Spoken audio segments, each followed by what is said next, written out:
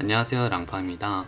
오늘 후쿠이를 가기 위해 처음으로 토요타의 SUV를 지금 렌트하고 있는데 1000cc라고 믿기지 않을 정도의 큰 사이즈를 가지고 있었고 디자인도 되게 세련되게 잘 뽑았더라고요.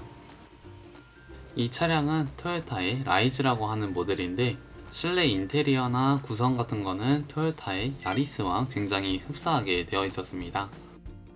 그래도 확실히 SUV라 그런지 앉았을 때 느낌도 되게 편했고 뒷좌석 공간도 되게 넓었어요. 후쿠이는 나고야에서 2시간 40분에서 3시간 정도면 충분히 갈 수 있는 거리인데요. 후쿠이 현으로 들어오시면 차량도 많이 없고 이렇게 자연과 어우러진 코스로 드라이브를 즐길 수 있기 때문에 이렇게 풍경을 바라보면서 드라이브하는 묘미가 또 남다르더라고요. 그리고 후쿠이현이 한 가지 재밌는 게 산형 지형이 되게 많다 보니 오히려 반대로 경사진 천장으로 도로를 구성했다는 점이 되게 인상적이었습니다. 심지어 또 빨간색이다 보니 과장을 좀 보태면 교토의 후시미이나리와 느낌이 비슷했어요.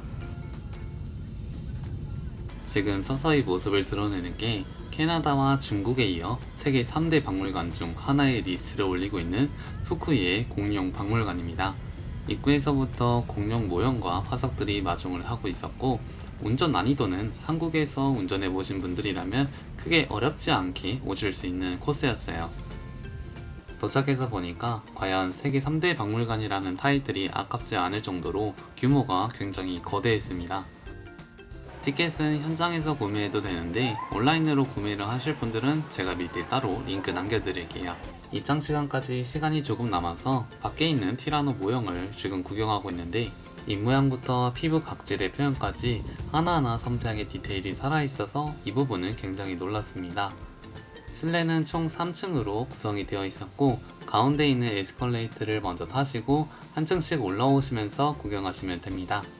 미리 잠깐만 여기 한 일부분을 먼저 보여드리면 진짜 다양한 종류의 화석들이 진열되어 있었고요. 지층의 일부분을 잘라서 이렇게 표현한 부분도 되게 좋았고 이렇게 공룡 원본의 사진과 함께 뒤편에는 화석을 진열해 놓은 모습이 굉장히 인상적이었습니다. 위쪽으로 올라오시면 얼마나 큰지 한 번 더 체감하실 수 있어요. 그리고 여기 있는 티라노사우루스가 인스타그램에서 인기몰이를 하고 있는 녀석인데요.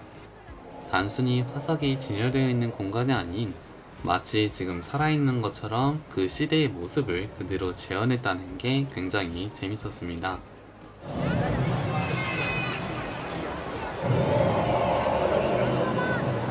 오히려 아이들보다 어른들이 더 감탄할 정도로 되게 생동감 있는 모습 그대로 간직하고 있었습니다. 그리고 공룡에 대해서 전혀 지식이 없는 분들이라도 자그마한 모형과 함께 그 뒤에 있는 화석의 모습을 그대로 재현하고 있으니까 이 부분에 대해서는 크게 걱정하지 않으셔도 좋습니다. 정말로 거의 모든 화석에 이런 모형이 하나씩 있다 보니 이렇게 모형과 화석을 한 번씩 비교해가면서 볼 수 있는 게 더 재밌더라고요. 저는 초식공룡을 선호하는 편인데요.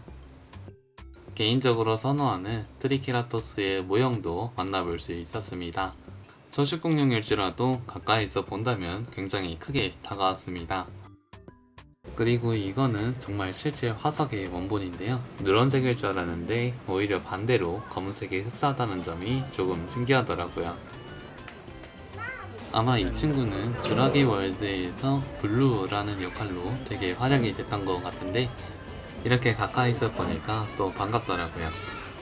확실히 크기는 티라노보다 많이 작았습니다.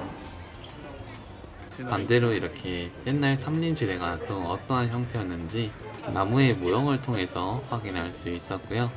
육식동물계의 최강자 티라노사우루스의 모습을 만나볼 수 있었습니다. 이빨이 확실히 다른 육식 공룡들에 비해 굉장히 날카롭더라고요. 티라노사우루스의 모형 또한 다른 공룡들과 다르게 금속으로 표현하고 있었습니다. 지금은 한 초식공룡의 뱃속에서 본 뼈의 모습인데요. 초식공룡임에도 불구하고 성인 남성 10명은 거뜬히 들어갈 것 같았습니다. 또 한편에는 당시 시대의 모습을 그대로 재현한 공간이 따로 마련되어 있었고요. 그들이 사냥하고 있는 모습 또한 생생하게 그려내고 있었습니다. 반대로 담아내지 못한 초식 동물들은 지금 보시는 곳에 다 일렬로 진열되어 있으니까 여기서 참고하시면 되고요. 다른 전시관에는 조금 더 작은 사이즈의 초식 공룡들을 만나볼 수 있었습니다.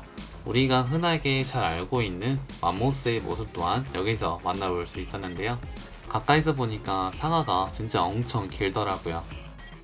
그리고 이거는 화석을 운반하기 위한 패키징을 하고 있는 모습을 담아낸 건데, 안에서 부서지지 않게 굉장히 작은 스티로폼들을 넣어놓은 걸 볼 수 있었습니다.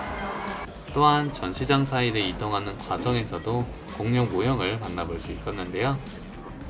계단 2층 높이에서 바라봐도 제 키를 월등히 넘은 모습을 볼 수 있었습니다. 그리고 3주, 6주, 6개월, 1년, 4년의 순서로 공룡의 성장 과정을 볼 수 있었는데, 반대로 4년 만에 저렇게 클 수 있다는 게 되게 놀랍더라고요.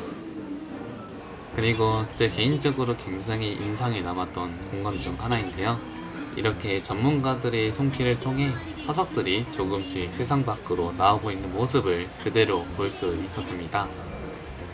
진짜 엄청나게 세세한 장비로 화석들을 조금씩, 아주 조금씩 깎아내고 있는 모습을 볼 수 있었어요. 손바닥만한 화석 하나 발굴하는데도 굉장히 많은 시간과 인내가 필요한 것 같았습니다. 이렇게 발굴한 화석 중 이빨에 관련된 부분은 이런 쇼케이스 안에 또 진열해 놓은 모습을 볼 수 있었습니다. 다음은 돌아가기 전 3층에 마련된 기념품 샵인데요. 이곳에 오시면 정말 다양한 종류의 공룡들이 있고, 심지어 원두커피조차 공룡으로 진열되어 있더라고요.